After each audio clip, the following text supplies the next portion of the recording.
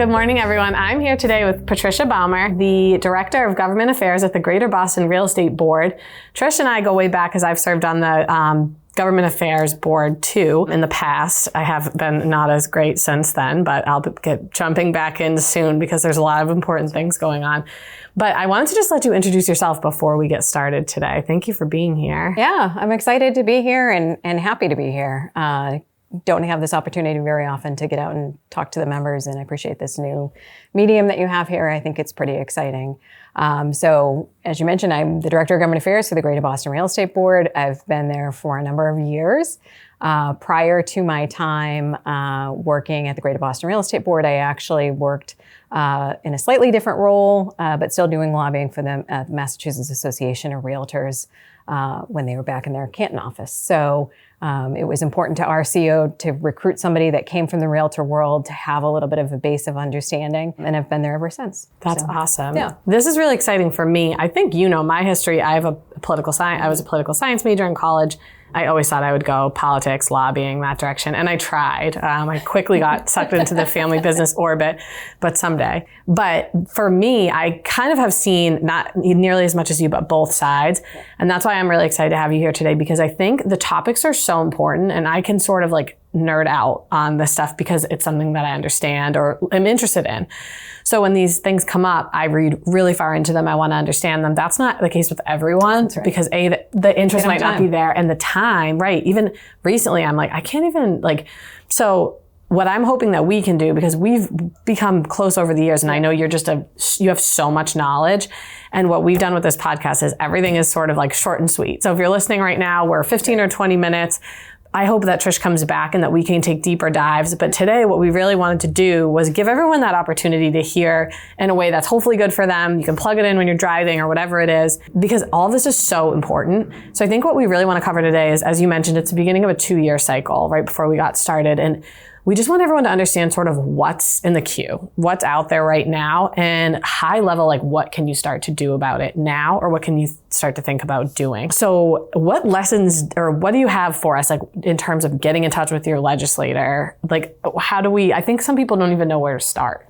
Well, the first thing I would say is just don't be intimidated. Yep. Legislators are people too, and similar to you have to kind of remember that they, in many ways, they have a small business too, right? So when they have a campaign office that they have to set up, there's some parallels to a small real estate office, right? Because they basically are a startup company. If you think about it, an elected official gets sworn into office and they have to hire staff and they have to pay their staff and they have to sort of attend orientation. The number one thing I would say is just remember that, legislators are people too, and don't be intimidated because they want to hear from you. They want to hear what's important to your business.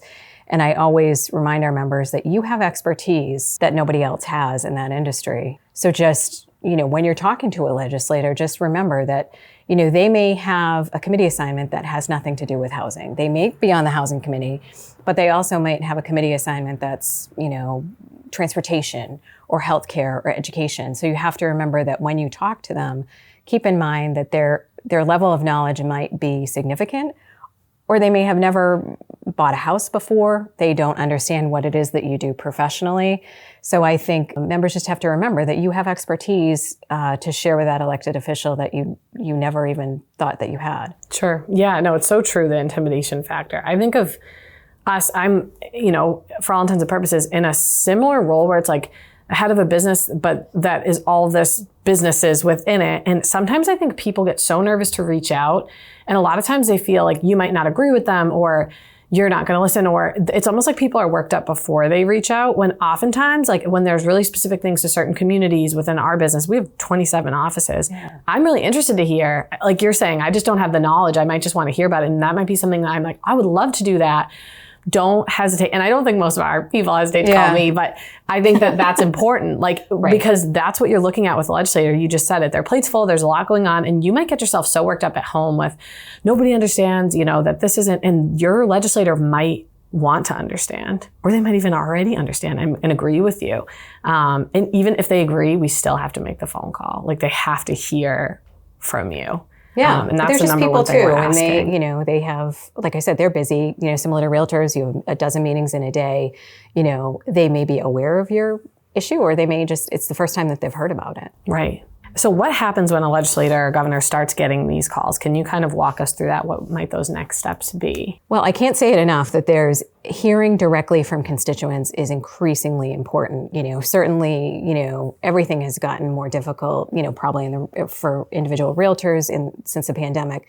And I think for legislators too. I think it's harder for them to get out and about and talk to people. But every legislator typically will have office hours. So you can certainly call and make an appointment with them at the State House. But if you're in a suburban district and you just want to get to know them, they will typically sometimes do coffee in the park, or they'll have district office hours. So you can just call their office and say, hey, I'm a constituent, I live in the district, I just want to get to know my senator and my state rep.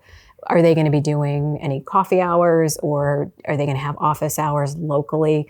I know that when I worked at the State House with my boss, he would typically have office hours a couple times a month, and he would put it, back then it was in the local paper. I'm sure they have Facebook pages now or social media where they post it. And that is their opportunity to sit down in the community. We would reserve time at the local fire station or the library. And that's really just their opportunity to make sure that they're reconnecting and hearing from the people that vote for them. Right, which is important. What's something that a constituent should never do? Never lie about something. If you're asked a question and you don't know the answer to it, don't guess. Just say, I'm happy to circle back with you on that. Let me research that a little bit. Be as honest as you can. You don't have to be an expert on every piece of legislation. Just treat it like a business deal, right? Be polite and considerate and understand that they also have staff, and it's not the staff sometimes, because the legislator is running around in 15 different directions, particularly if they sit on that committee that you're interested in. The staff is often paying attention to all those details. So my suggestion would be, obviously, don't guess on something, don't lie about something, but don't dismiss the staff either. They often have really good staff that works for them. So if that legislator is not available to meet with you, say, okay, well, is your legislative director available? Is there somebody that I can meet with? And just understand that they have a lot of demands on their time. I know, it's funny. I learned that in DC. I'm always very good staff. I want to get to know the staff. If I'm going to a fundraiser, those are the people, because they're going to make things happen if you need them. And they're so smart, and they're really driving that bus. It's a good way to sort of get your foot in the door. If that person's not available, just have a nice rapport with that person and just, treat it like a client. Just be polite, and you don't have to agree, and you can agree to disagree. And hopefully you find areas to agree on. And I think not being intimidated kind of goes hand in hand with don't get caught off guard and then say something you don't know is true. And I don't even be lying, because when you're intimidated and you think, I'm talking to someone really important, I need to make sure that I know everything. You don't. No.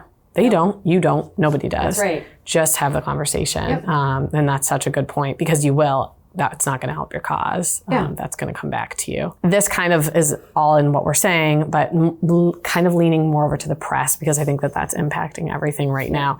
You talk about the wall of sound around the State House. Can you explain to us what that is and just the impact of it? So I will give all due credit to our outside consultant, Dave Garino. That's sort of his catchphrase, wall of sound. But David makes the point to us all the time that it's, legislators need to hear it completely, and every source around them, whether it's social media, the Boston Globe, Mass Inc., State House News Service. There are so many things coming at them and so many issues coming at them right now that it's important that we as an industry speak up and have our point of view told to the press, so that when they're driving home in their car and they're listening to the radio, they're hearing it in the radio. When they're seeing it on social media, they're seeing it on social media. So I would say that wall of sound that David talks about so often is become increasingly important, because legislators, there's a lot of noise out there. So it's important that they get both sides of the story in terms of understanding the impact to certain policies that are being proposed. So we try to make a conscious effort to make sure that both sides of the story are told. And the press is busy too, right?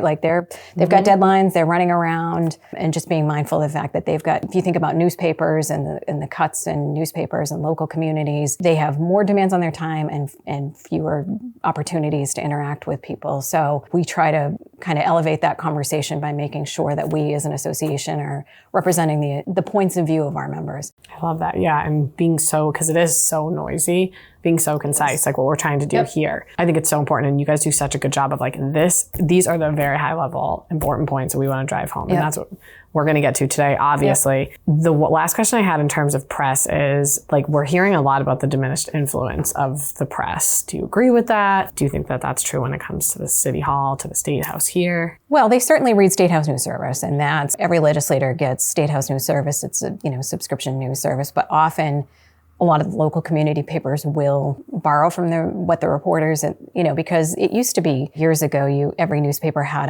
a City Hall desk or a State House desk, and they were embedded in the State House. I remember when I first started working in the building, I think it was John Heller, he was an older gentleman, and he had the news cameras, they had someone based in the State House. And I feel like as they're stretched thin, fewer reporters are actually embedded at the buildings. But they do read State House News Service, and that is often, replicated in local community newspapers as those local readerships they've struggled to kind of keep up. But sure, we try to make an effort to make sure that we contact State House News Service because they typically will use those articles. That's good to know. So before we sort of get into the politics side, because I want to walk through that again, high level, just with I know people know, but just how this stuff works, right? Money and politics and things like that. Can you give me just a high level of, like, what are the key issues we're looking at right now as an industry? As we think about, and I think it's important to kind of frame it up a little bit just in terms of when you think about advocacy, it's important to think of kind of legs of the stool. So as you think about the legs of the stool, it's the press, which we've talked about a little bit. It's your professional staff, your professional lobbying staff. It's the grassroots, which I know we're going to get into a little bit of that. And then obviously kind of the fourth leg of the stool is money, right? And we are not going to buy influence. Massachusetts is an incredibly regulated state. So I often, when I'm talking to members, I think it's important that they understand the distinction that Massachusetts is not Washington, D.C. It's a completely different ballgame. So when we encourage our members to participate in the political process, participate in the political action committee, we're not looking to buy influence. But it is an important leg of the stool. Similar to what I said in the beginning, you have to understand that these legislators also have expenses, right? Mm-hmm. So if you are, for example, you're a chairman of an influential committee and you just happen to live in Springfield or the Berkshires, you're going back and forth. You might be having to find a place to stay overnight. You might have a district office. So they have expenses too that they have to maintain. But the one thing that I try to remind our members is with our philosophy, we are nonpartisan in our selection of candidates that we support. NAR has a great catchphrase that I like to use all the time, that we are not Republican or Democrat, we're the Realtor Party. Mm-hmm. And I always try to remind members that, when you're talking to a legislator, put on your Realtor Party hat and try to be nonpartisan in how you think about your participation in the process. So I will just say to you, it's not, by having a political action committee, we're not going to buy any influence with, a couple $100 that we're donating to candidates.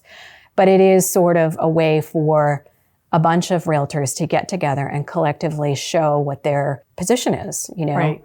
It shows collective strength. It's a statement. And I will tell you, there's a lot of other organizations that have political action committees, so we are not unique, but there's nothing untoward about it. You're not buying influence, but I do think it's important to have, those small level contributions so that everybody is participating collectively together in the process. Yeah, for sure. And I like that you just kind of set the stage for that because I think it's important. I think that's what a lot of people think about. Yeah. You kind of already got into it, but the practical expenses of a legislator, you got into that travel, a little bit into the campaign. Can you dive a little deeper into that for us? Just like you're saying, like, this is where the money's going, and that oftentimes it's practical. Yeah, I mean, everything's publicly, the other thing, everything's, we're heavily regulated. I'm heavily regulated as a lobbyist. The Office of Campaign Political Finance regulates everything that a legislator spends their money on. Every legislator is different in terms of what they have to expend money on. But it's just, I think the parallel for people to understand is similar to, like, when you have to do, marketing in your local community, they have to do marketing in their local community. If they have a newsletter or there's something really important that they have to convey, they've been able to secure grant funding, or there's a new program or constituent services. I think the other thing that people don't always appreciate is I worked as a legislative aide in the State House, and a huge amount of my time was just helping people, connecting people with constituent services, people who don't know how to navigate government necessarily, or they're puzzled by something, or they have something that they're trying to figure out. A huge point of what a legislator does, in addition to committee hearings and votes and the things that you would think of when you think of a legislator, I would say there's a fair amount of almost similar to social work that a legislator will do. We're trying to connect people with housing services or SNAP benefits or navigating government. Right. I think for some people, they feel kind of overwhelmed with, I've got this problem and where do I start? Who do I call? But if they know their legislator in the local community because they see them in the supermarket or whatever, they have a good relationship with them, that's usually sometimes the first call to navigate kind of the bureaucracy of state government. I know when I was working in the State House, we did a number of things. You're doing a number of things in addition to the high level policy stuff, but you're also trying to help people. Sure. It's very important. And with that, we covered the PAC, we covered the money, and that's all important. Can you explain that grassroots alliance, that layer? Yeah. So this is something that we sort of started to develop during the pandemic. We call it the Grassroots Alliance. The information is available on how to sign up on our website. And essentially it's sort of next level advocacy, right? And you don't have to be an expert, but it's those things that we talked about, right? Are you willing to be a spokesperson in a story? Would you be willing to contact your legislator? Would you be willing to share content on social media? And I know for some people, they may be limited by what their company allows them to do, and they may have to get permission for certain things, but we all have a personal Facebook page or a personal Twitter account, and just reinforcing that message, creating that wall of sound around a legislator so that they are hearing it from multiple angles and hearing from the experts in their community. If you are somebody who lives in the district and you can share some content that explains how this is going to impact your business, it says a lot. It means something to somebody. Right. So I think it's important to, like, in terms of people sharing, I know it's sensitive because especially when you have a diverse client base, which most people do, you don't want to offend. And I know that I'm not going to change the world by saying this, but I've been saying in multiple ones of these episodes, it's like, just because we all don't agree on maybe one solution doesn't mean we don't care about the problem. That's right. And we have to get back to a place in the world, and I think we are, where someone might be in a different industry than you and you might not understand. I know there was a question about like dental insurance on the last, and I have a family friend that's a dentist, and I remember like checking to see like, what was their position on this? I just wanted to understand it. That's right. And even if I had come with my research to a conclusion that I didn't agree with what he agreed with, I mean, of course I understand that maybe you're going to have a different opinion because that's your industry. It's going to directly affect you. And I don't even really recall the facts on that. But my point is, it doesn't make me like someone less if they have a different stance. And while you might have clients like that, you might want to think, if you have a really good reason to just say, this is something that is important to me, it matters for my family, my livelihood, and I want to help solve this problem, but I think there's a better way, someone shouldn't not want to work with you because of that. And I think it's important to remember that. If that's the case, you might not really want that person in your sphere in the first place, because we should all be able to respectfully agree or disagree on various topics. And think about it, realtors are the only kind of similar association, like individual homeowners don't have an association, right? There's no trade association for homeowners. Yeah. You're the closest that there is to trying to advocate for your clients and your customers and your consumers.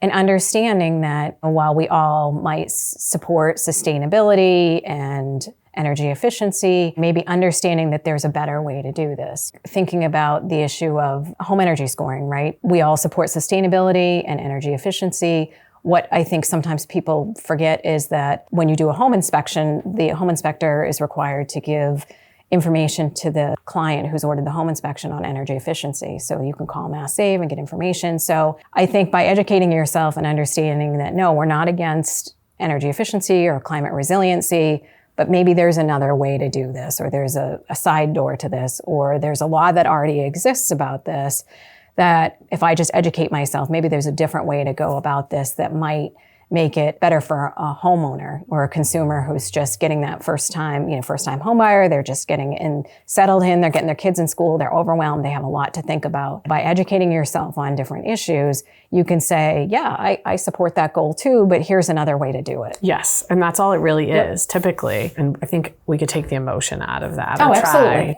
And be clinical or pragmatic. Yeah. Yeah. I like to always say that I'm pragmatic. I mean, I try to be, because it is. It's just, sometimes you just have to take the emotion out of things and say, of course, there's a problem. There's going to be multiple people impacted by different solutions, and there's going to be various people. Right, and it's law of unintended consequences. Yes, yeah. And so the last kind of leg of the stool is the professional staff. I'd love if you could walk us through how the Joint Legislative Program works directly with the Mass Association of Realtors. So we are very lucky. We are unique nationally. The Greater Boston Real Estate Board is unique nationally. There's nobody like us in the entire country that has the 5 divisions of the Greater Boston Real Estate Board. So I'll kind of start as a framework there. We are the local chapter of the Realtors, the National Apartment Association, and Baumer International. So the Greater Boston Real Estate Board has 3 national chapters, and then we've got 2 kind of local unaffiliated chapters. So when you think about your voice in Washington, D.C., not only do you get the full power of the National Association of Realtors, you're also getting the expertise from the National Apartment Association. You're also getting the expertise from Baumer International. And in addition to that, we are partners with the Mass Association of Realtors. So we make a very conscious effort to work collaboratively with the team out there to do a joint legislative program. So when we are typically going to the State House, I will go with Justin Davidson or Johnny Schreiber or Teresa Hatton or one of the folks at the Mass Association of Realtors, just to make sure that we're being collaborative in terms of, are we representing the interests of the industry together? And one of the questions that I get quite frequently is, well, how did you make a decision on what policy to take? And certainly with the Mass Association of Realtors, they have a public policy statement that's approved by their board of directors. In our case, we have these decisions are made by a committee of your peers. So it's not a decision that the staff, it's not like the Wizard of Oz where they're behind a curtain and they're pulling all the levers. Right. These are all member-based decisions that are driven by the membership at large based on consensus and a lot of time and thought and research that goes into the positions that we take on things. Right. No, it's so important. There's so many layers you have to get through. Can you share what's happening in Beacon Hill right now and what we can expect in the year ahead? As Nicole said, it's the beginning. So we're just at the starting line a little bit. So you had a bunch of legislators that were sworn in January. It's interesting, when they're all sworn in, and maybe this has changed a little bit since the pandemic, they put them all together in this one room called the bullpen. And they're literally sitting across the table from each other with their aides, like trying to take phone calls and get settled in. So they're past that phase of they're all together in the bullpen. The new legislators have been sworn in. They've done committee assignments, so that's starting to filter out a little bit. Last session, so the legislature operates on a 2-year cycle. I went back and looked at this statistic, and even I was surprised by it. They had 10,000 bills that were considered by the legislature last year. Wow. Keep in mind, it's over 2 years, right? So that will start to accumulate. I looked this morning and I think it was close to 5,000 or 6,000 at this point. Wow. So those 5,000 bills have to get assigned out to each one of the committees, and then the chairman have to set up committee meetings. Obviously, there's so many public hearing rooms that they can set up. And in the middle of all that, so they've got their committee assignments, they're out of the bullpen, they're getting assigned with they're done fighting over office chairs and they're getting their names put on the door. But the governor, we've got a brand new governor, right? And she's settling in too. So she's got her cabinet secretariats and she's starting to get them up to speed. So they're kind of starting at the beginning line with that. They also have to get through the budget. So I made a couple notes here. I thought folks might be interested in the budget process. Governor Healy had just come out with her proposal. It's a $55.5 billion budget. She's also got a tax package that she just released. So they'll start to have public hearings on her version of the budget. So it's, the multiple branches of government. So she'll have her version of the budget, the House will do its budget, the Senate will do its budget, and then they'll have to reach a compromise. So keep that in mind, that everything that sort of she's outlined is subject to change. Mm-hmm. But she pitched her budget and her tax bill trying to hit 2 themes that were important to her in terms of setting the tone for her administration. One was the state's affordability, and the second was economic competitiveness. So that was the overall theme of her budget. And I thought it was interesting when she actually published her budget, the cover of her budget was green because she wanted to put some emphasis on sustainability and environmental concerns. So those were sort of the broad-based things that she had released. But in terms of specific issues that our members might be interested in terms of her tax package, there was an increase in the rental deduction. So she has proposed that. There's also several other tax credits that she's put that might be interesting to members.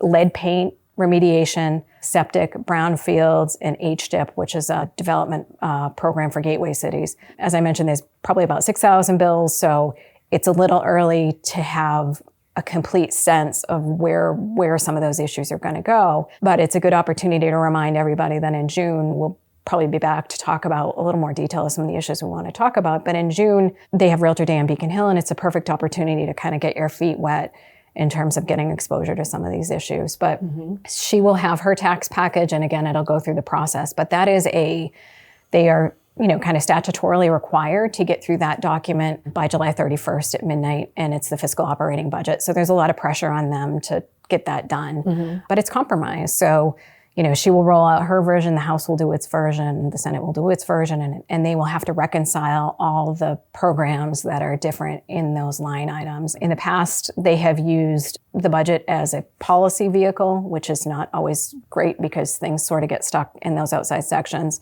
So we'll have to watch those outside sections. That's something, in addition to the 6,000 bills that we read and we look at, all those major pieces of legislation, your budget, supplemental budgets, bills like the housing bond bill, they all have, legislators can offer amendments to that. And typically legislators will offer amendments that, maybe they're a piece of legislation, their standalone legislation, they may try to attach that to the legislation. So it's not unusual to have several hundred amendments that are offered to those vehicles, and they might get attached to that. So in addition to the 6,000 bills, you have to keep an eye on all the big bills and all the little amendments that are offered. There's a big difference between may and shall when you're writing a piece of legislation. So it's those little tiny details that are in all of those big bills that legislators have to work their way through in terms of what's on their plate. But, obviously we see the headlines, right? MBTA, huge issue for them that they're going to have to deal with. The governor is going to have to, find a new general manager of the MBTA.